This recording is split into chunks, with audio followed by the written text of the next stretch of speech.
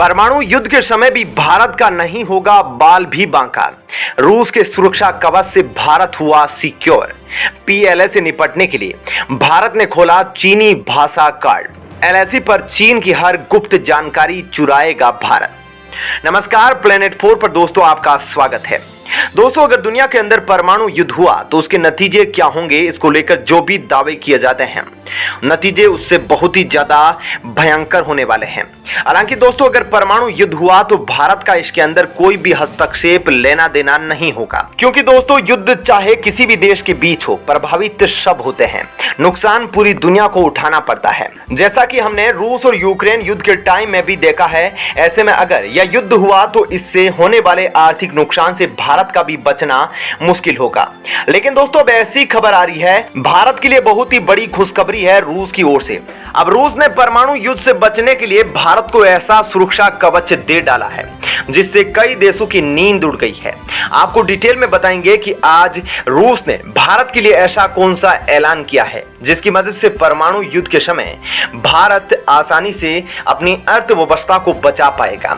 दोस्तों, जैसे ही दुनिया के अंदर परमाणु बम फटने की खबर आएगी, उससे पहले ही दुनिया भर के शेयर बाजार धराशाही हो जाएंगे, उनके अंदर ट्रेड को रोक दिया जाएगा। इसके अलावा पेट्रोल और डीजल को लेकर, गैस को लेकर हाहाकार मच जाएगा, महंगाई अपने चरम पर पहुंच जाएगी, अनएम्प्लॉयमेंट लोगों को जीने नहीं देगा। दोस्तों, इस युद्ध का नतीजा इतना भयंकर होगा कि यूरोपीय यूनियन का सारा पैसा और संसाधन भी डीजल पेट्रोल की बढ़ती कीमतों और गैस को लेकर स्थिति को संभाल नहीं पाएगा। दोस्तों, यह दावा कोई हवाई बात नहीं है, बल्कि यह दावा दुनिया की 7वीं सबसे बड़ी think tank Russian international affair council ने किया है। इस थिंक टैंक ने यूरोपियन यूनियन को चेतावनी देते हुए कहा कि जो यूरोपीय देश हैं, उनकी 90% आबादी को 90 साल पुराने जीवन को जीने का रूस की तरफ से मौका मिलेगा। यानी कि दोस्तों, रूस के थिंक टैंक ने यह तंज कसा है कि यूरोपीय यूनियन को रूस 90 साल पुराने समय में धकेल देगा। लेकिन दोस्तों, रूस की तरफ से यह भी कहा गया है कि हालात चाहे कितने भी भयंकर क्यों न हो, लेकिन अपने सहयोगी देशों के साथ ऐसी स्थिति को कभी उत्पन्न नहीं होने दिया जाएगा। यानी कि दोस्तों, जो अमेरिकी प्रतिबंधों को नहीं मानेंगे, रूस के साथ हर मुश्किल की घड़ी में खड़े रहेंगे, जबकि वो देश जो पश्चिमी देशों के साथ खड़े रहेंगे, उनकी रूस ऐसी हालत कर देगा कि ओपेक संगठन भी उनकी डीजल पेट्रोल गैस की जरूरतों को पूरा नहीं कर पाएंगे। रूस के राष्ट्रपति व्लादिमीर पुतिन ने दोस्तों साफ तौर पर यह चेतावनी देते हुए ऐलान किया है कि रूस के खिलाफ जो भी देश पश्चिमी देशों के प्रतिबंधों को मानेंगे, उनको भयंकर नुकसान उठाने पड़ेंगे। इसके अलावा दोस्तों, जो भी देश रूस के खिलाफ प्रतिबंधों को नहीं मानेंगे, रूस परमाणु युद्ध के टाइम में भी उनके साथ खड़ा रहेगा। दोस्तों, और रूस ने यह साफ तौर पर ऐलान कर दिया है कि वह युद्ध में किसी भी स्तर पर पीछे हटने का इरादा नहीं रखता है, और उसको अगर परमाणु युद्ध की नौबत भी आ पड़ी तो वो भी पीछे नहीं हटेगा, इसके लिए तैयार है। यानी कि दोस्तों, यह तो तय है कि अब युद्ध बहुत ही ज्यादा लंबा होगा, और इस युद्ध के लंबा होने की वजह से पश्चिमी देशों के साथ यूरोपीय यूनियन, अमेरिका जैसे देशों की हालत और ज्यादा खराब होने वाली है। लेकिन भारत के लिए रूस के पेट्रोल डीजल के भंडार आगे भी खुले रहेंगे, और इसी प्रकार से रूस भारत की मदद करता रहेगा। ऐसे में ऊर्जा भारत के लिए बहुत ही ज्यादा जरूरी चीज है, जिस पर रूस ने भारत को अपना सुरक्षा कवच दे दिया है। यानी कि भारत की मदद करेगा और भारत के अंदर ऊर्जा संकट उत्पन्न होने नहीं देगा। दोस्तों, रूस के इस बड़े ऐलान पर आप क्या कहना चाहते हैं, कमेंट सेक्शन में अपना विचार जरूर बताइएगा, और रूस भारत की दोस्ती को सैल्यूट जरूर कीजिएगा। चलिए दोस्तों, यह तो थी पहली खबर। अब बढ़ते हैं दूसरी खबर की तरफ। दोस्तों, सीमा पर चीन के साथ जारी टकराव के बीच पीएलए सैनिकों की रणनीति को गहराई से भांपने समझने के लिए भारतीय सेना चीनी भाषा मंदारिन के विशेषज्ञों का एक व्यापक पूल तैयार कर रही है। इसके लिए चीनी भाषा विशेषज्ञों की आधिकारिक स्तर पर भर्ती करने से लेकर अपने सैनिकों को मंदारिन का परीक्षण देने पर सेना जोर दे रही है।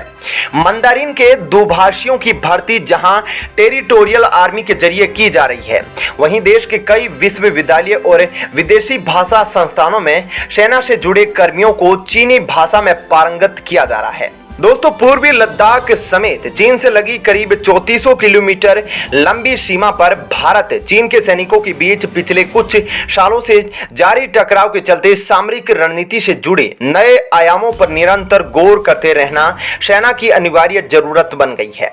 चीनी सेना का पूरा संवाद और संचार तंत्र मंदारिन भाषा पर केंद्रित है। इसके मद्देनजर ही मंदारिन के विशेषज्ञों और दुभाषियों का पुल होना सेना के लिए बहुत जरूरी है। इसके मद्देनजर ही सेना ने हाल ही में टेरिटोरियल आर्मी में मंदारिन प्रशिक्षित कर्मियों को शामिल करने के लिए मंजूरी हासिल की है। इसकी भर्ती प्रक्रिया भी शुरू हो चुकी है। सेना ने चीनी भाषा विशेषज्ञों के अपने अंदरूनी पूल में सुधार के लिए कई अहम कदम उठाए हैं। इसके उद्देश्य सीमा पर विशेष स्थिति उत्पन्न होने पर चीनी पीएलए कर्मियों के साथ जुड़ने के लिए अपने जूनियर और वरिष्ठ सैन्य कमांडरों को ज्यादा सक्षम बनाना है। भविष्य की चुनौतियों व जरूरतों को पूरा करने और सभी स्तरों पर पर्याप्त संवाद संतुलन बनाने, परिचालन और रणनीतिक स्तर पर विश्लेषण प्रदान करने के लिए मंदारिन भाषियों की सेना को बहुत जरूरत है। कोर कमांडर स्तर की वार्ता, फ्लैग मीटिंग, संयुक्त अभ्यास, सीमा से जुड़े कर्मियों व बैठक व अन्य सभी तरह की बातचीत के दौरान विचारों के बेहतर आदान प्रदान के लिए चीनी भाषा के विशेषज्ञों की मौजूदगी सेना के लिए अपरिहार्य है। भारतीय सेना ने अपने कर्मियों को मंदारिन दक्षता प्रदान करने के लिए राष्ट्रीय रक्षा विश्वविद्यालय, गुजरात केंद्रीय विश्वविद्यालय और शिव नादर विश्वविद्यालय से समझौता किया है। इसके साथ ही अपने स्तर पर सेना प्रदेशाध्यक्ष के पंचमढ़ी में सेना के प्रशिक्षण स्कूल और दिल्ली के विदेशी भाषा स्कूल में मंदारिन भाषा प्रशिक्षण की सीटों में वृद्धि कराई है।